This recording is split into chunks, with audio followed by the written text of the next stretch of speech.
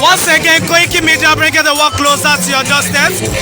Ilé Ifẹ̀ ni a wà fún ọdún Ajé. Mo ní àwọn bàbá wa ń bí báyìí. Bàbá ǹjẹ́ lè sọ orúkọ yín fún wa sà?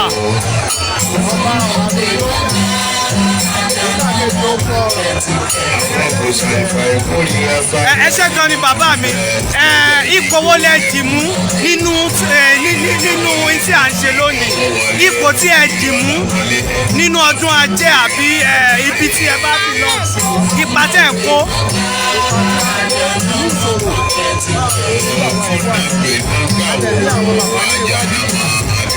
Ọdún Ajé ọdún ó jẹ́ ìlú ilé Ifẹ̀ tó jẹ́ pé gbogbo àwọn ilé ìṣòro wà lọ́wọ́ àwọn àjèjì wá sí ìyá Ajé àádùn oyin káde máa délé Ajé ìgbàlá máa ń bọ̀ ní ọ̀rọ̀. Ẹ jọ̀ọ́ bàbá kí ni ẹ lè sọ fún wa nípa Ajé? Àti wípé kí ni wọ́n fi ń bọ Ajé àwọn kan kò tí wọ́n fi ń bọ. Ẹyẹlé funfun, ekuru funfun, àti àwọn ó jẹ́ ìṣèlú ayé. Ẹ jọ̀ọ́ bàbá ìjà lè sọ ìbáṣepọ̀ tó wà láàrin Ajé àti olókùn.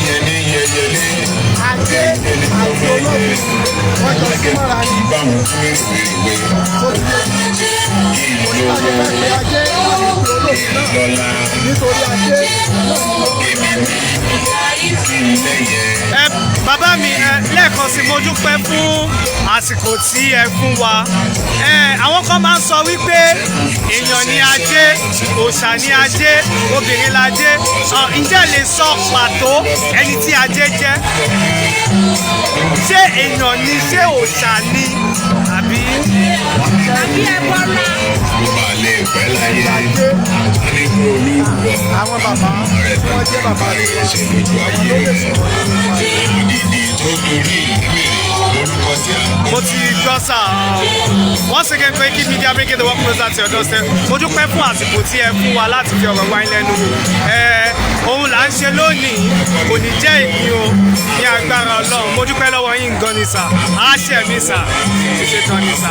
Mo fẹ́ kí ẹ kàn fi Ajé yìí kí ẹ fi súre fún ọ̀gá wa Ọláyọmí Koiki. Àwọn wà ní òkè òkun. Àwọn lọ́rọ̀ wa wá sí ibi ìbàyìí. Mo fẹ́ kẹ́ súre fún wọn. Pẹ̀lú àwọn ọmọ Yorùbá lápapọ̀. ní agbára Ọlọ́run gbogbo ara máa rí Ajé jẹun. Mo dẹ̀ tó dúpẹ́ púpọ̀ fún ìyá tó ṣe gbàgbé láti lè sọ ọ̀rọ̀ nípa ti ọdún tí Ajé tí a ń ṣe ní ilé Ifẹ̀. Lágbára Ọlọ́run máa rí gbogbo adájọ́ máa rí Ajé jẹun. A máa rí Ajé náà, a máa rí Ajé lò. Olùkọ́tù ayé kò ní ìlú wáyé. Ọ̀sẹ̀ ní abalẹ̀, ẹ̀gbọ́n Olódùmarè pàdé. Ẹ ṣé gan ni sà.